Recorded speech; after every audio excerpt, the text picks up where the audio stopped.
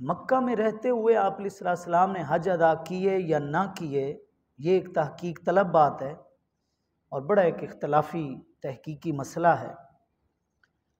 बहरहाल मशहूर कौल यही है कि आप अलैहिस्सलाम ने भी 4 उम्रे किए और एक हज जो हज्जतुल वदा के नाम से मशहूर है वो अदा फरमाया।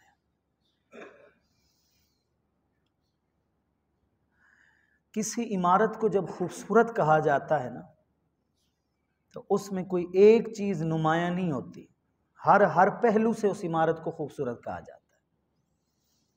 उसके दरो दीवार को भी देखा जाता है, उसकी छत को भी देखा जाता है, उसकी बाउंड्री को भी देखा जाता है, उसके सहन उसके बरामदे को भी देखा जाता है, उसके रंग रोगन को भी देखा जाता है, उसके नक्शे को भी देखा जाता है। लेकिन समझदार आदमी, दाना आदमी ये बात तो समझता है कि इमारत की खूबसूरती में हर चीज़ अपना किरदार अदा कर रही है, लेकिन जो किरदार पिलर का होता है, जो अहमियत और हैसियत सतून की होती है, जिसने सारा भार सारा वज़न उठा रखा होता है, उस जैसी अहमियत, हैसियत और किरदार बिल्डिंग की किसी दूसरी चीज़ की नहीं होती। तो किसी भी चीज़ का जो सतून होता है ना, रुकन जो होता है, बुनियाद और जड़ जो होती है, उसकी हैसियत हर एक के ऊपर वाज़े होती है और सबसे ज़्यादा होती है। इस्लाम में बहुत सारी इबादतें हैं, हर मसला, हर इबादत सर आँखों पर, लेकिन जो हैसियत अरकान इस्लाम की है, इस्लाम के सतूनों की है, उन तक कोई चीज़ नहीं पहुंच सकती। तो इस नुक्ते नज़र से हज के बारे में गुफ्तगू सुने कि हज इस्लाम का एक बहुत बड़ा रुकन है। कलमा पढ़ लेने के बाद ये उन 4 सतूनों में से एक सतून है, 4 पिलर्स में से एक पिलर है, जिसके ऊपर पूरे दीन की छत खड़ी हुई है। इसलिए जिसको ये तौफीक मिलती है तो वो ये समझे कि उसे बारगाह खुदाबंदी से बहुत बड़ी तौफीक मिली। महंगाई के इस दौर में ख़ास तौर पर जिसके हिस्से में ये सादत आती है, तो उसे पता होना चाहिए वो शुक्र इस पाए का अदा करे कि उसे अल्लाह की बारगाह से बहुत बड़ी इबादत की तौफीक मिली है। और फिर ऐसी इबादत जो सिर्फ एक जगह अदा की जाती है, ये उसकी हैसियत को और ज़्यादा वाज़े कर देती है। नमाज आप कहीं भी पाक साफ जगह पर पढ़ सकते हैं। ज़मीन के जिस खित्ते में रह रहे हैं, आपका घर कहाँ है इसको छोड़ें, आप वहाँ पर ज़कात अदा कर सकते हैं। जिस जगह आप रह रहे हैं आप रोज़ा रख सकते हैं।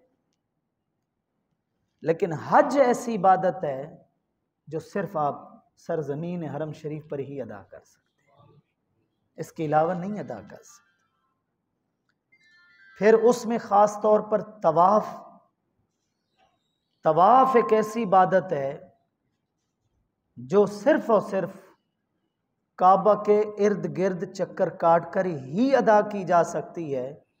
मक्कतुल मुकर्रमा की सारी ज़मीन, मदीना मुनव्वरा की सारी ज़मीन, आप वहाँ पर भी ये इबादत नहीं कर सकते सिवाय काबतुल्लाह के इर्द गिर्द बस।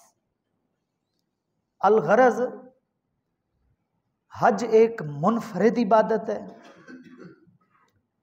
बड़ा एक बेमिसाल फरीज़ा है, जिसके ऊपर बात की जाए तो कई इबादतों से ये एक मुमताज़ इबादत है, इम्तियाज़ी हैसियत रखती है कि जो चीज़ें दीगर इबादतों में नहीं पाई जाती हैं वो इसमें ज़रूर पाई जाती हैं। हर ऐसा शख्स जो जहां रह रहा है वो जा भी सकता है, आ भी सकता है, और जितने दिन उसने वहां रहना है पीछे जितने भी लोगों के उसके ऊपर हुकूक हैं, ना नफका है, खर्चा है, घर है, बाल बच्चे हैं, बीवी है, आल औलाद है, खादिम है, नौकर चाकर है, जो भी जिम्मेदारियां हैं वो निभा सकता है। हर ऐसे शख्स को साहिबे इस्तिताअत कहा जाता है कि ये शख्स कुदरत रखता है, ये शख्स ताकत रखता है, इसके पास ज़रूरियात से ज़ायद इतनी जमा पूंजी है, इतना माल है, इतनी रकम है कि ये जा भी सकता है, आ भी सकता है और इतने दिन पीछे निभा भी सकता है। ऐसे शख्स के ऊपर ज़िंदगी में एक बार हज करना फ़र्ज़ है, और एक ऐसा फ़र्ज़ है जिसमें ताख़ीर की गुंजाइश नहीं। जितना जल्द हो सके, जैसे ही ये फ़र्ज़ लाज़िम हो, फ़ौरी अदा किया जाए। और एक ऐसा फ़र्ज़ है जिसको जानबूझकर अदा ना करने वाला, अल्लाह की हिफ्ज़ व अमान, जानबूझकर अदा ना करने वाला,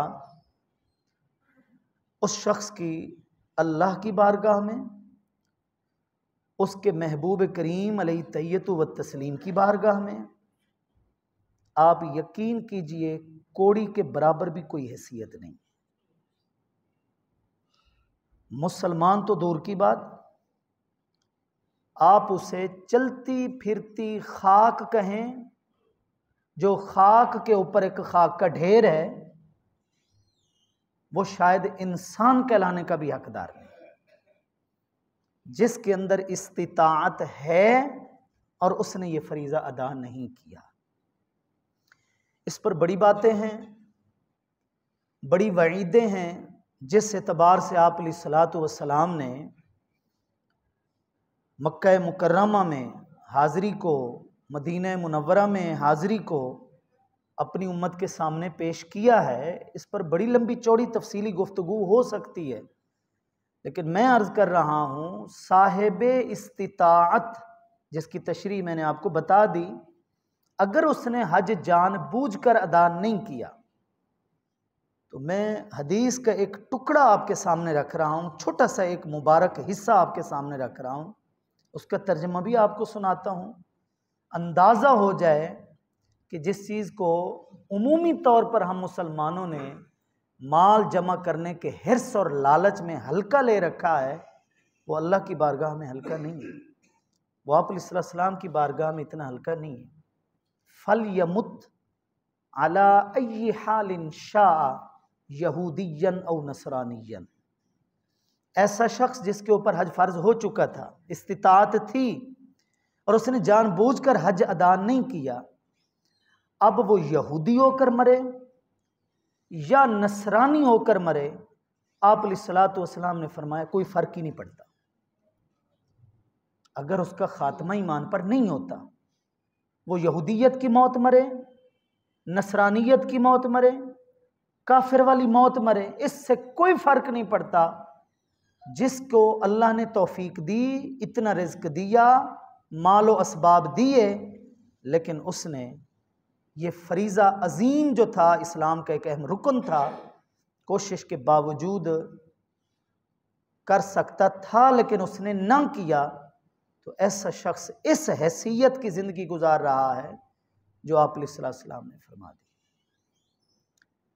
इसलिए बहैसियत मुसलमान, बहैसियत मोमिन, कलमा गो होने की हैसियत से, साहिब ईमान होने की हैसियत से, ये तड़प, ये ज़ौक़, ये जुस्तजू, ये लगन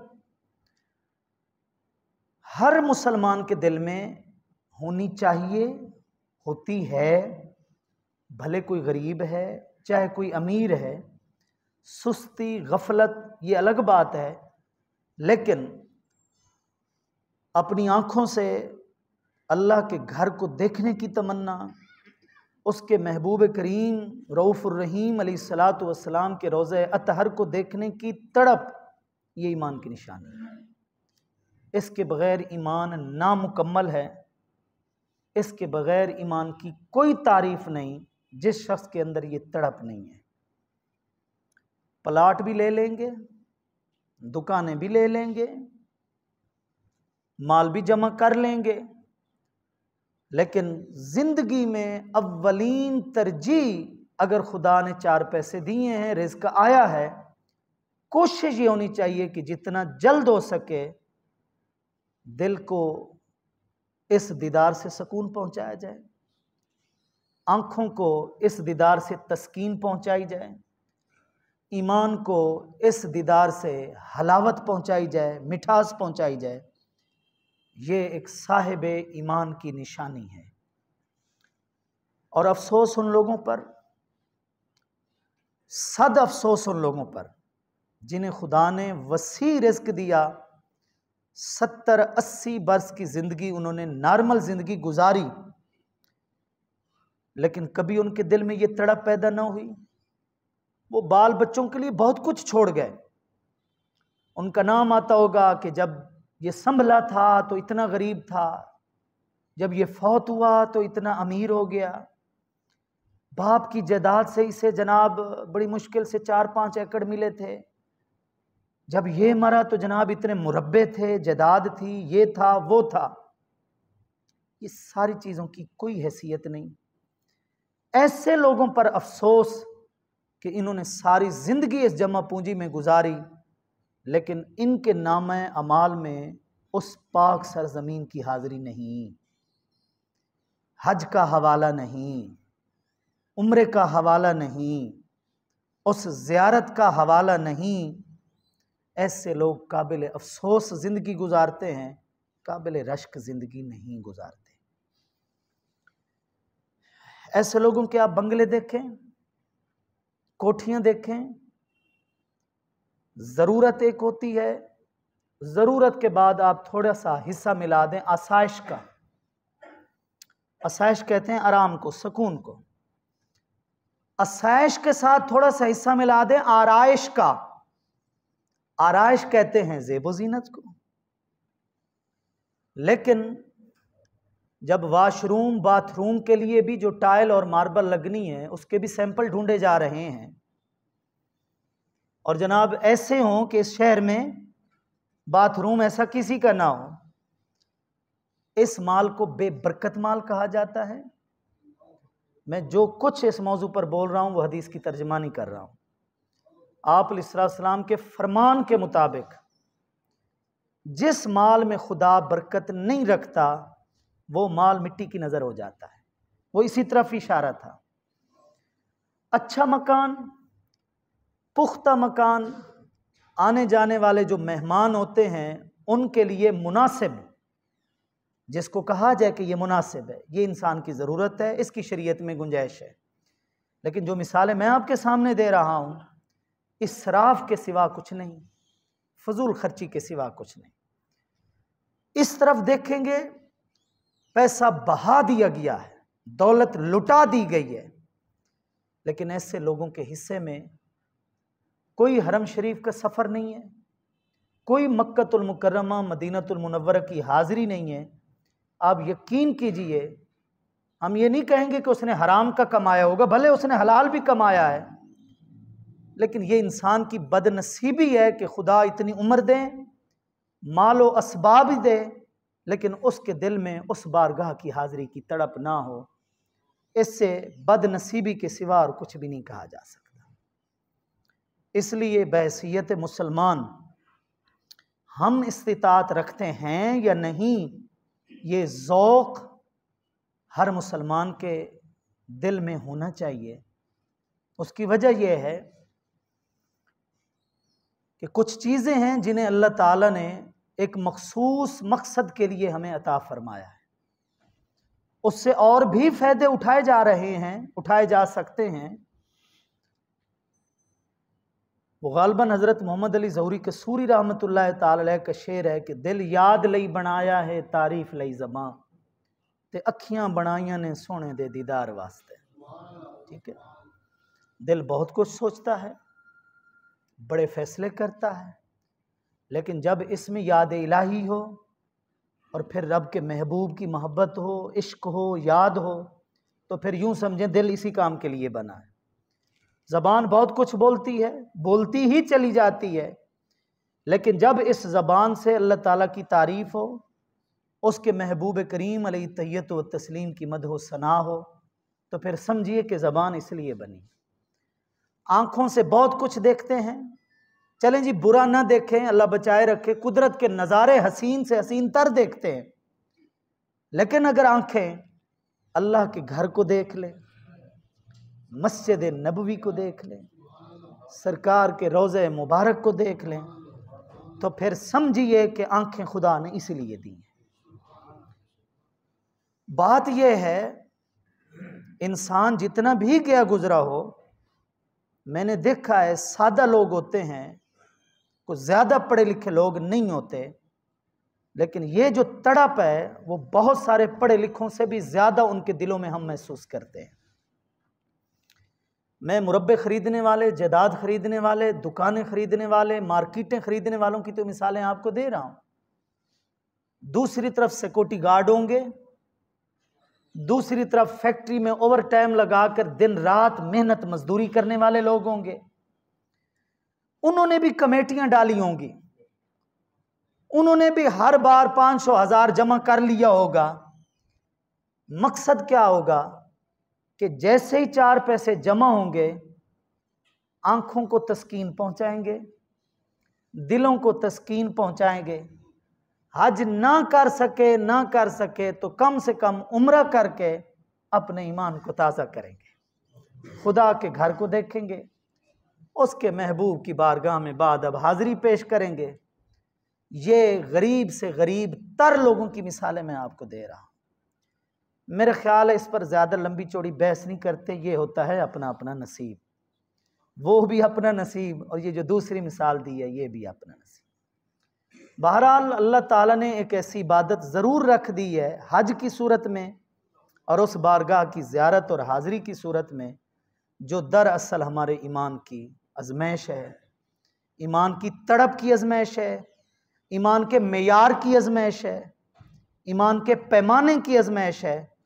क्योंकि बातें करके हम लोगों को तसल्ली में ला सकते हैं कि जनाब मैं कितना तड़पता हूँ, ठीक है, लेकिन वलाकिन यंजुरु इला कुलूबिकुम व निय्यातिकुम, रब दिलों को जानता है, रब नीयतों से वाकिफ़ है। ये रब जानता है कि रब के घर और उसके महबूब की बारगाह में हाजिरी के लिए कौन किस तड़प में जी रहा है, ये सिर्फ रब जानता है, और रब जाने और उसके बंदे की तड़प जाने। बहरहाल बसूरत हज या बसूरत उम्रा, इस ज़ियारत की जो तड़प है वो ईमान की निशानी है। इसके बगैर ईमान नाक़िस है, इसके बगैर ईमान अधूरा है। और फिर हम इंसान नहीं, हम मुसलमान नहीं, दुनिया की हर चीज़ इस बारगाह की तड़प रखती है, ये बात याद रखिए। हम मुसलमान तो वैसे ही अल्लज़ीन युमिनून बिल गैब, गैब के ऊपर ईमान रखने वाले लोग हैं, जो चीज़ें हमें नज़र नहीं आती लेकिन दीन से सही सनद के साथ साबित होती हैं, वो बातें हम नहीं समझ सकते उनको, लेकिन वो सही शरीयत का हिस्सा होती हैं बातें, हम उनके ऊपर भी ईमान रखते हैं। ईमान बिल गैब इसी को कहा जाता है। इमाम बुखारी रहमतुल्लाह ताला के हवाले से मैंने एक बात पढ़ी थी कि इमाम बुखारी अलैहिर्रहमत ने अल्लाह की बारगाह में अर्ज़ की कि मेरे मालिक, मैं तेरे घर का तवाफ़ अकेले करना चाहता हूँ, कोई ना हो, सिर्फ मैं हूँ और तेरा घर हो, बैतुल्लाह शरीफ हो। मैं इस लगन और मैं इस ज़ौक़ में काबा के इर्द गिर्द चक्कर काटना चाहता हूँ कि सिर्फ मैं हूँ और तेरी ज़ात हो। इस खलवत में आना चाहता हूँ, इस तन्हाई में आना चाहता हूँ तेरी बारगाह में। इमाम बुखारी रहमतुल्लाह ताला अलैह ने एक मुद्दत गुजारी है, काबा शरीफ के साए में बैठकर उन्होंने बुखारी शरीफ लिखी है। एक दिन ऐसा हुआ कि सख्त सर्दियों का मौसम था और ऊपर से तूफ़ानी बारिश आई, और इमाम बुखारी रहमतुल्लाह ताला अलैह बारिश थम जाने के बाद इस नीयत से निकले कि इस मौसम में तो कोई नहीं आया होगा, और वो जो मैंने इल्तिजा की थी अल्लाह की बारगाह में वो पूरी हो रही है। इस सख्त सर्दी के मौसम में और रात के इस पहर में और इस बारिश के बाद कौन घरों से निकलेगा, क्यों ना मैं जाता हूँ और अकेला आज तवाफ़ करता हूँ। और वाकई कोई आदमजाद नहीं था जब आप पहुँचे। लेकिन आपने देखा कि काबा के इर्द गिर्द बड़े वालेहाना अंदाज में एक अज़दहा, एक बहुत बड़ा सांप तवाफ कर रहा है। इमाम बुखारी रहमतुल्लाह तआला अलैह थोड़ा सहम गए, डर गए, परेशान हुए। रात को जब आप सोए उस कैफियत में कि ये क्या माजरा है, मैं अकेला करना चाहता था, बज़ाहिर में अकेला था, लेकिन ये चीज़ कहाँ से आई, ये चीज़ का तो यहाँ नामो निशान नहीं होता।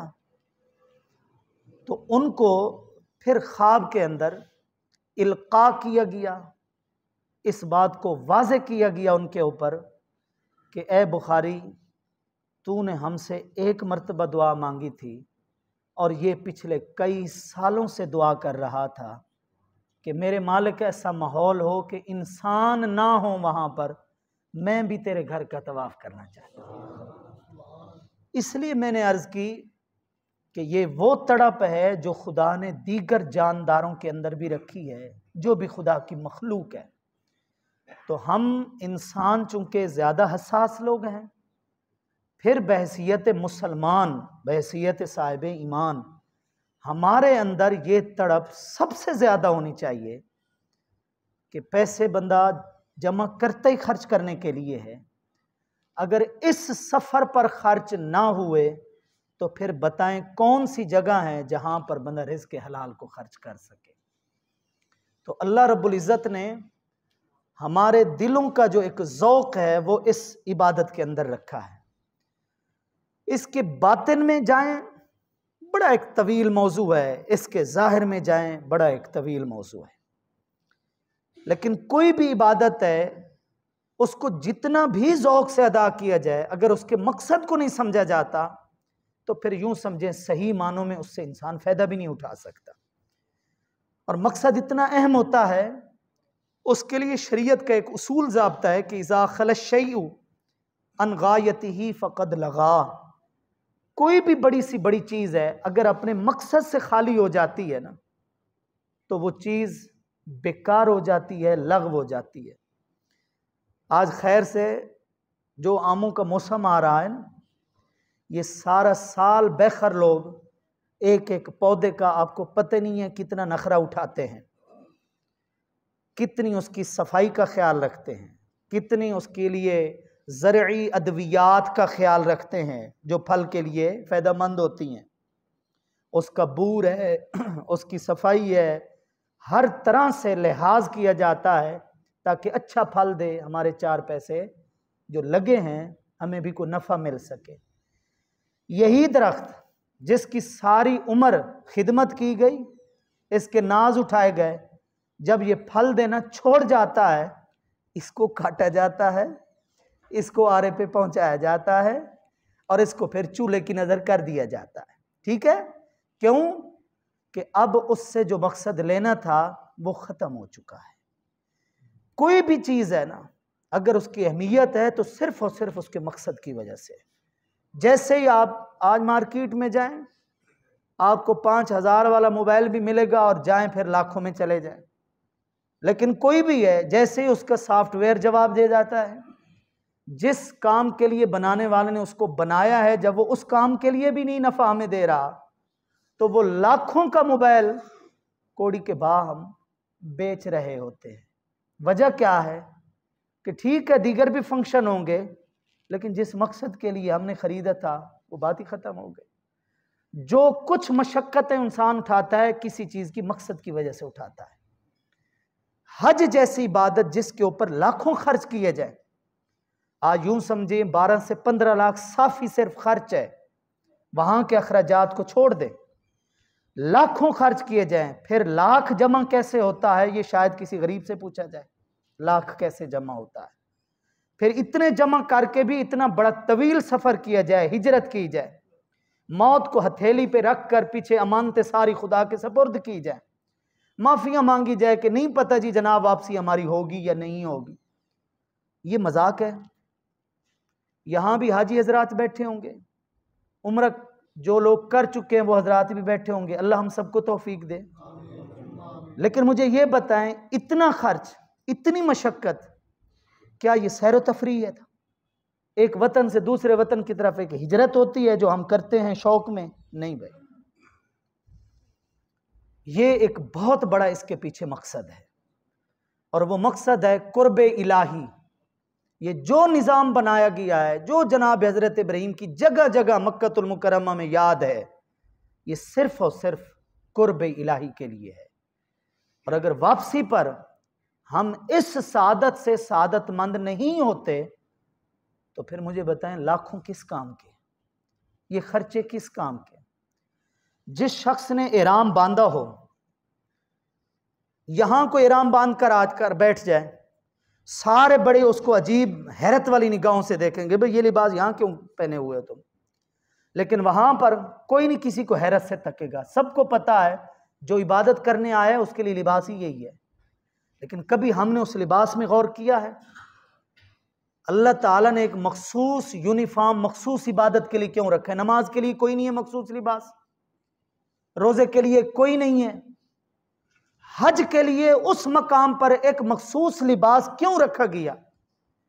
वो मखसूस लिबास जिसकी कफन से मुशाबत है।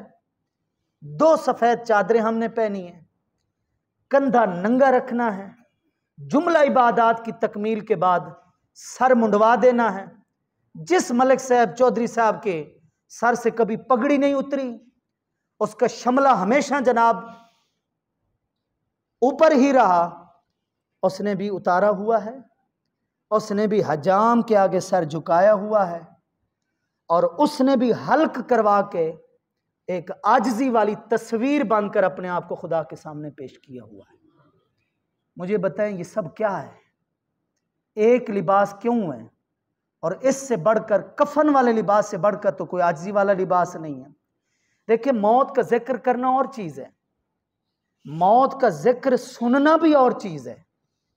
शायद जिक्र करने वाला मौत से गाफिल हो, शायद जिक्र सुनने वाला मौत से गाफिल हो, करना मजबूरी, सुनना मजबूरी। लेकिन मौत वाला लिबास जिसने पहन लिया हो और फिर कई दिन उसने पहने रखा हो, अब वो भी मकसद हयात को भूल जाए, अब वो भी मौत को भूल जाए, वो भी सफर आखिरत को भूल जाए, तो फिर वो भूला है। अल्लाह ने तो उसको उस राह से गुजार दिया जिस राह पे चलने वाला कभी भी आखिरत को नहीं भूल सकता। ये सारा निज़ाम अल्लाह ताला ने क्यों रखा कि जो दूरियां थीं वो दूरियां ख़त्म हो जाए और मेरा बंदा मेरी बारगाह में हाजिर होकर मेरे कुर्ब की दौलत से मुशर्रफ हो जाए। ये सारा निज़ाम अल्लाह रब्बुल इज़्ज़त ने इसलिए रखा। हर वो चीज़ जो मूजी है, बिच्छू है, सांप है, आप इहराम की हालत में उसे मार सकते हैं और मारें ताकि आपकी इबादत में खलल ना आए। लेकिन हर वो चीज़ जो ज़ेबो ज़ीनत की है, ये नाखून है, ये खुशबुएं हैं, ये बाल कटवन, ये आप इहराम की हालत में नहीं कर सकते। क्यों? इहराम पहन लिया है, इहराम बांध लिया है, फिर भी तुम्हें अपनी ज़ात याद है, फिर भी तुम्हें अपनी ज़ेब ज़ीनत याद है, फिर भी तुम्हें अपना सिंगार याद है। अब तुम्हें अपने आप को भूलना पड़ेगा। अब तुम्हें अगर याद हो तो सिर्फ और सिर्फ रब की ज़ात याद हो, सिर्फ जनाब इब्राहीम के अरकान याद हो, सिर्फ उनकी दोस्तियां याद हो, जो उन्होंने निभाया वो याद हो। ये असल चीज़ है। और बड़े धड़ल्ले से जाते हैं और बड़े सीने चौड़े करके वापस आते हैं। और मैं समझता हूं जाने वाला भी सोच समझ कर जाए और वापस पलटने वाला तो उससे भी ज्यादा सोच समझ कर वापस पलटे। जनाब हजरत इमाम ज़ैनुल आबिदीन रहमतुल्लाह ताला ने भी इहराम बांधा था। कैसे इहराम बांधा था?